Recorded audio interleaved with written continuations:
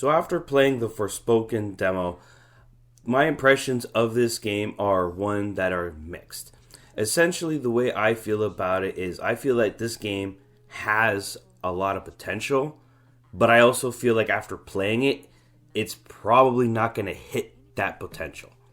So, to start things off, this game was built specifically for the PS5. It's why it's treated like a first party title because it takes full advantage of the PS5 hardware. When you go through the settings, you'll find three graphical modes. They have the 4K 30 FPS, they have the ray tracing 30 FPS, and then dynamic resolution, no ray tracing, 60 FPS. Having played the first half of the demo in ray tracing mode and then playing the second half in performance mode, it's obvious that this is a game that is meant for performance because the action is fast paced and her mobility as you traverse the world is also at a faster pace that you don't get a sense of speed in 30 FPS. And personally, I don't think the ray tracing does enough to warrant the sacrifice of frame rate. That's just me, though. Also, as I said, this game uses the PS5 hardware. You have instant load times. I think these fast travel times are faster than in Miles Morales, if I'm not mistaken. I didn't time it, but it feels that way. Then, of course, there's the DualSense controller, haptic feedbacks, adaptive triggers, all on display. So this game does utilize the PS5 hardware really, really well. I'll say that. But as for the game itself, I mean, the demo gives you little to no in the way of story. So you get a quick background on your character, and that's it. There's no cutscenes that I at least discovered or anything like that. There's no story being flourished out. You're basically in the open world in this demo, killing enemies and following a very basic objective.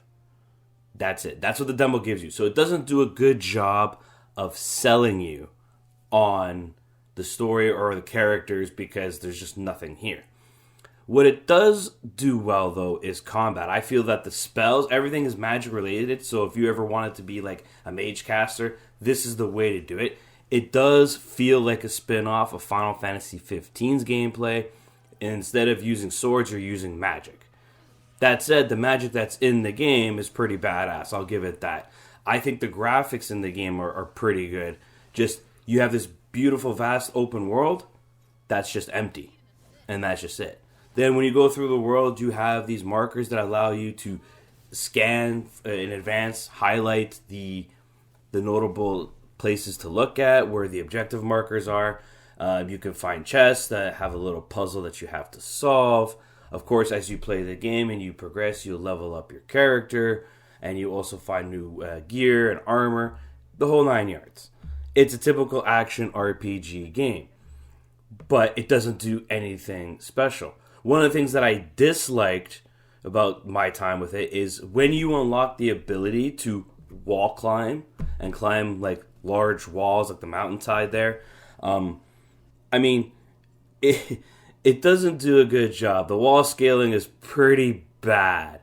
Like, I don't know why you didn't have like an Infamous style wall where you would just run up the wall on the side. No, you have to jump and do this weird jump, and then she doesn't go all the way, so then you have to have a platform to land on. It didn't feel good. It felt clunky. The only thing that felt decent in this demo was the combat, and even then, it wasn't the greatest. Not bad, but not the greatest. So this demo, to me, from my feelings, it hasn't sold me on the game. Like, I don't have it pre-ordered, and I wouldn't recommend anybody pre-ordering it. I would say this is one of those games where you might want to wait for reviews, not because to take the reviews at face value, but to at least get a better understanding of the game and just get more information before you make your choice. But how you spend your money is your business, and I'll leave that to you. But overall, this demo hasn't sold me on it. It's good, but not great. But I feel like there's a lot of things here that may not reach its full potential, and the game, if I had to guess what kind of scores it's going to get, I would say something around the 6 to 7 range. But we'll have to wait and see. This is Veteran Gamer, and I hope to see you guys next time.